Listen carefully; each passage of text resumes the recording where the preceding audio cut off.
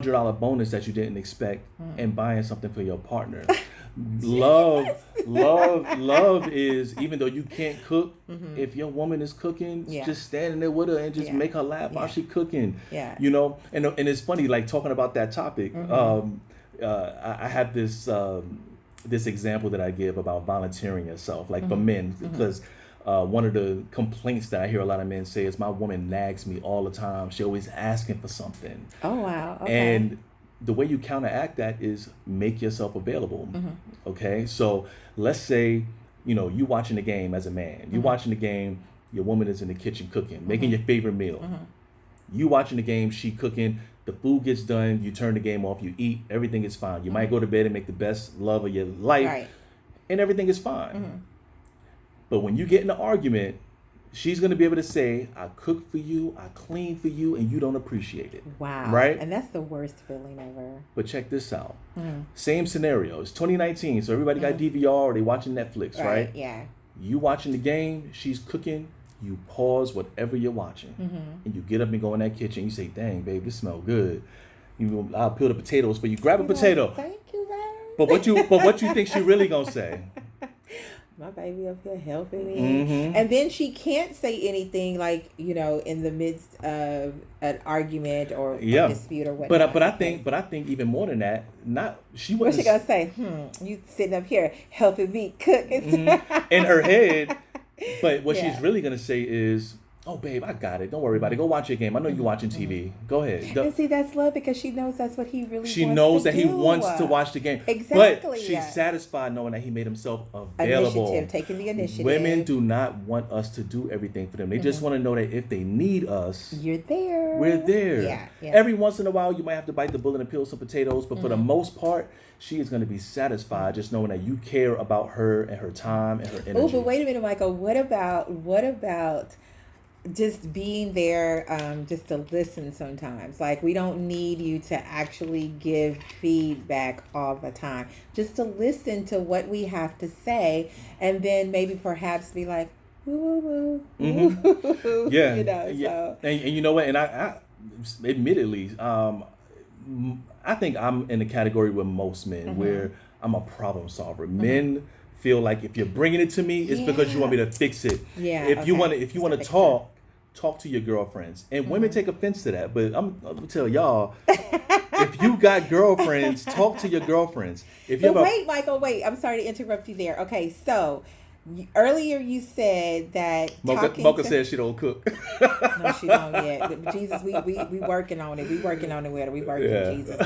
But earlier you said, so you gave the example about the lady going to work and talking to the new coworker, whatever, girlfriend, about my man, blah, blah, blah.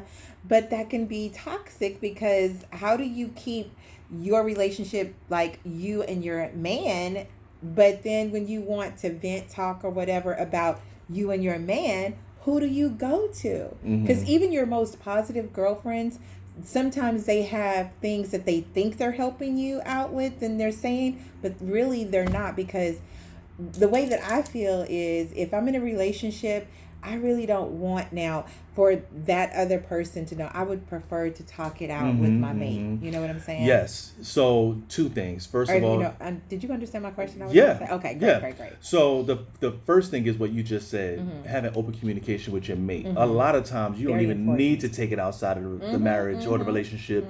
If you can just say, baby, I love you. This is not the end of the world, but this is something that bothers me. Yes. Right? And as a man, you need to sit there and listen to it. Now, I think the problems that relationships have today could be alleviated if in those difficult conversations, before we defend ourselves, before we say, well, what about you? Right? Because, people do that. Well, last week, before we do that, we pause, take a breath and say, is it possible that she's right? Okay. Are you gonna openly admit that she's right, or are you just gonna be like? I gave up ego a long time ago. Wow. We talked about that last a big night part of being an entrepreneur and being a Marine is being able to self-assess. If I'm not as fast as I should be, my ex-husband missed that. Then he missed that memo.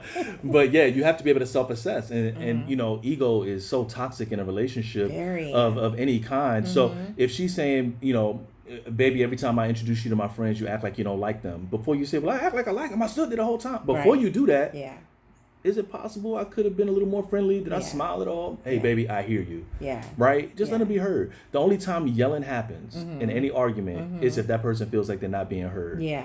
So Yeah. if I just let you say what you got to say, Yeah. and I'm not saying in a facetious manner, we just Right. sitting back like, are you done yet?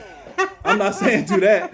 But, you know. A lot if- of men do Yeah, that. if you just sit back and let her say what she got to say and really digest, is it possible that I'm doing what she's saying? By the time she gets done, the first words coming out of your mouth, if you're doing this right, could be, you know what, baby, you might be right. Yeah. Yeah. I could have did that different. I'm sorry. Yeah. If that embarrassed you, my bad. Yeah. What was going through my mind was blank, blank, blank. And now Right. it doesn't sound like an excuse, and it doesn't sound like a Right. defense, because you let her know Right. that you heard her. She'll never yell at you. What are those people over there saying? So they're saying Mocha is saying they have to be emotionally available, have to have good friend you trust, and they are positive about marriage, and not just a friend that's positive about marriage, but a friend that is married. Even if, yeah, that's So true. because you got to think, if you went to a doctor and had a broken femur, and they say, man, I've never seen this type before, let me call my veterinarian friend to see what he says. Mocha, Mocha, we just talked about that just last week when we were saying that people who are not even married, they can give you advice. I don't listen to people who are not married, because I mean, it's like, You should not. how in the hell are you gonna tell me something that you haven't even experienced yourself? That's right. I don't even go to a male OBGYN, because it's like, how are you gonna 'Cause tell he does me not have a vagina. about like having a baby? Well, I had told Mocha, I said, how he gonna tell me about a yeast infection but men can get yeast infections, so we Yeah. do that. But Right. how can you tell me about having a baby, what it's gonna feel like, the pains, the labor pains, if you've never had one? Yeah, you know what, and I mean, I guess that's just an example, but I Yeah, think it any is. It's an doctor example. is not going to tell you how it feels. They're going to tell you medically what happens, and so it's not so much about you're going to feel this and you're going to feel that, as much as your cervix is going to expand to this amount, and the baby is going to be experiencing this as it's reaching the canal, and you your know, husband may or may not get a hat, a net, and yeah, there's no glass to look through. You're not gonna get those scrubs, right? but and you know what? And I'm gonna tell you, man, some of the people who you could have in your corner when it comes to dealing with conflict in a marriage is divorced people. Not necessarily to hear them like saying that Their what they did bitterness. is right, Yeah. but you can listen to that and hear where they went wrong. Now, I'm going to ask you this because we talked about so much last night.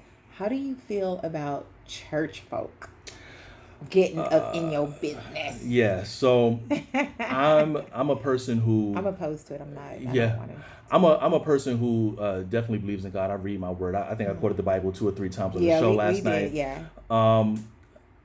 God is good to me. I do believe when a man finds a wife, he finds a good thing. Yes. And I still believe that my marriage is my business. They're the people who seem the most perfect and the most comfortable in their marriages are the ones who are just very well rehearsed.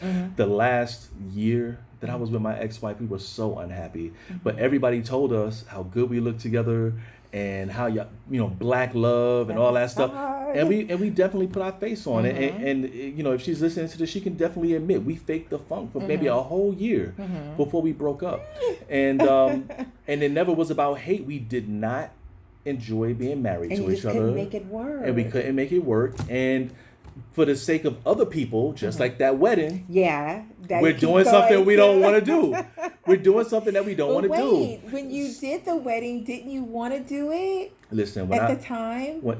And when I got married, I was willing to do anything she wanted to do. I already told you last night. I told you last night I was head over heels for my ex. Yes, especially some of the things that you shared that you did. I was just like, I had nothing. Okay. I had nothing really. I had no money to offer, but like I said, I saved up for a long time to get that ring. I was like living on ramen noodles to get her the ring she got.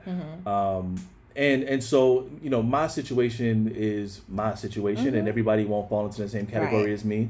But when it comes to church folks specifically, I just feel like everybody wants to be a preacher. Everybody wants to be the one with answers, even when they don't have it. Right. And there's an expression that says the good thing about having a lot of friends is you get a lot of advice.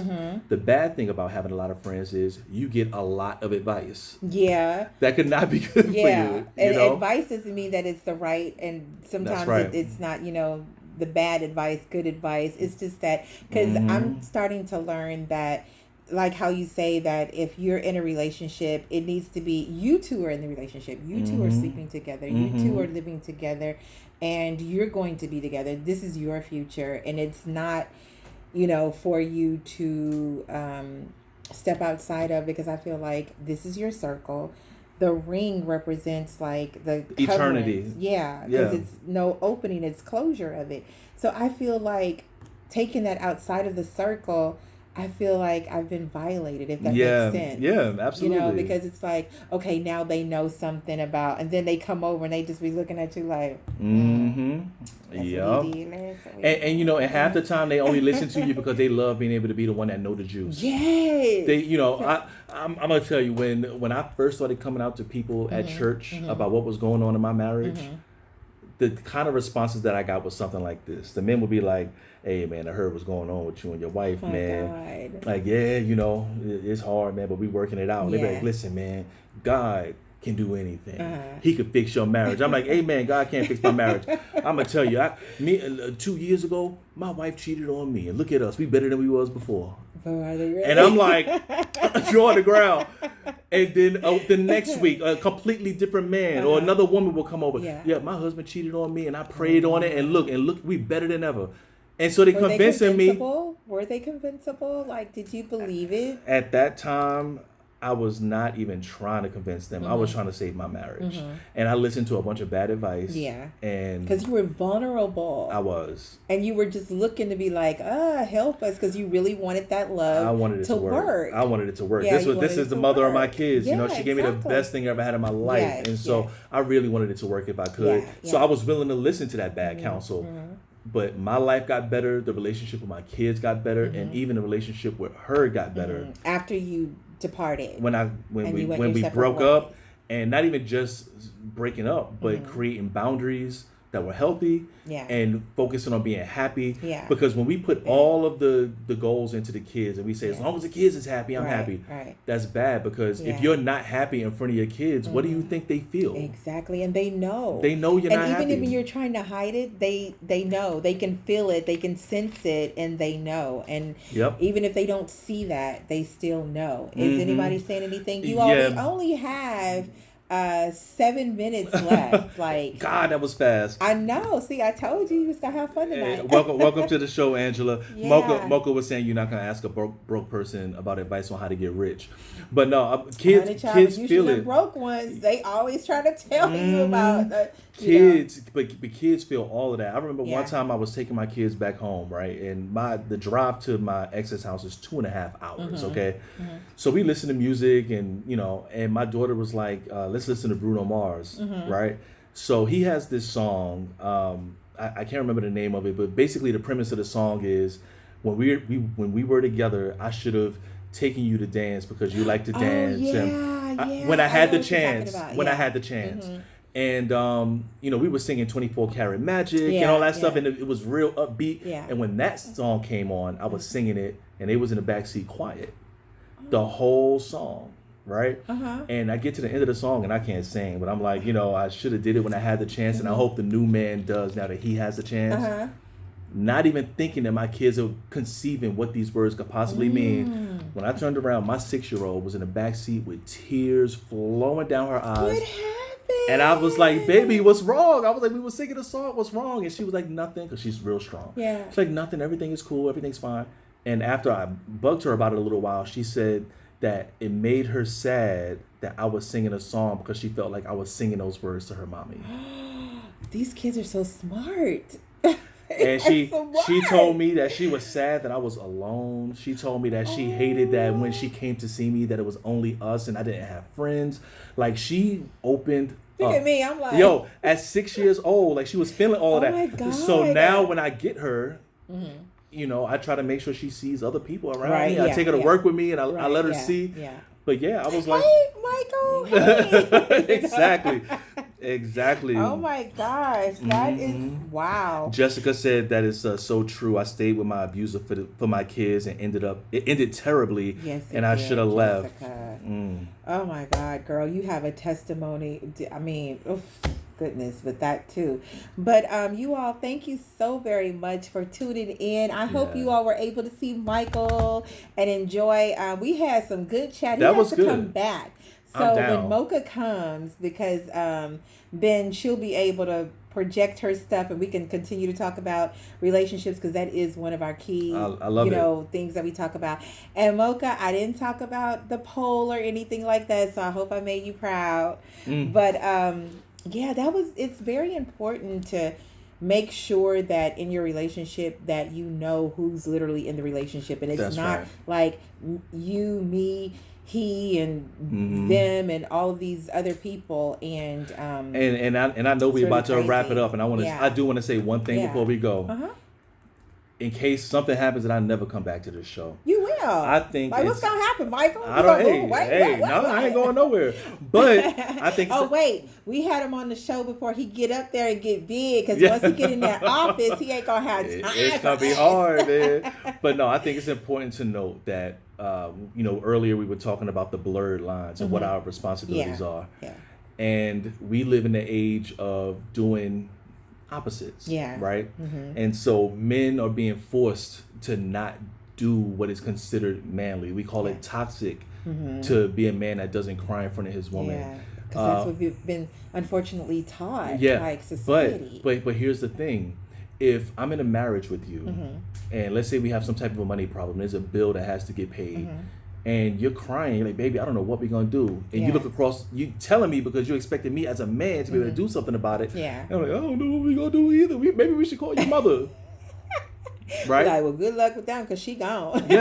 My grandfather told me this. One of the most important roles of a man in a marriage is to, whether things are good or bad, whether you got money or you don't, if it's hot or cold, take care of your baby. You are a pillar. She has to be able to trust you to hold it up. And for women, don't hurt me, but women in 2019, you do not need to be obsessed with showing men that you can do everything we can do. I know. It's that I think that a lot of women, I agree with you. I think that a lot of women have this independence thing wrong way. Yeah, we can't confuse independence I can open with my own unavailability. Door. I can do this, I can do that. I'm like, open the door for me. That's Thank you so very much. That's right. Rub my feet. Thank you. Yes. Let me rub women, my feet. Women today, especially young ones, are obsessed with trying to show men that they can do everything we can do. And I'm gonna tell you now, your womanhood is not measured in how well you can do manly things. Your womanhood is measured in how well you can do the things that we can't do. And it's also working together as a team. That's right. Not walking in front or behind, but together on the side. Neither job is more important than the other. It's just different roles. Ooh, we gotta have him come back real soon. Yeah. So you all, thank you so very much for tuning in. We had Mr. Michael Murray here. That's right, Mocha. 2 minutes. What she say? She said you have to be her security, and that's what I said last night. That's right. So we have 2 minutes left. So again, tell everybody where they can go and log in and donate to you for the running. To contribute to my campaign for the 76th State Assembly. Listen, we really need this to happen, okay? If you would like to donate to my campaign, go to michaelmurray4assembly.com or Michael Murray for Assembly on Facebook. Both of those will have a link to donate. Every dollar counts. Between now and March, I have to raise at least $150,000. And he's going to do it. And I'm going to do it, and I'm going to do it with the help of you. So please. And make sure you let them know the 4 is FOR, not... That's right. It's not the number 4. We actually spelled it out, FOR. Yeah. So thank you all so very much. I'm going to snap that real quick. All right, everybody. Thank you so very much for tuning in. We really had a good show. Mocha, we missed you, but thank you for chiming in. Jessica, thank you so very much. Zara, everybody, oh my God, we love you so very much. Don't forget to catch us next Monday, 7 p.m. to 8 p.m. right here on World Tune Radio. Global City Media will be back. So have a great week, and we will see you again real soon. Bye-bye. Take care. Bye, y'all.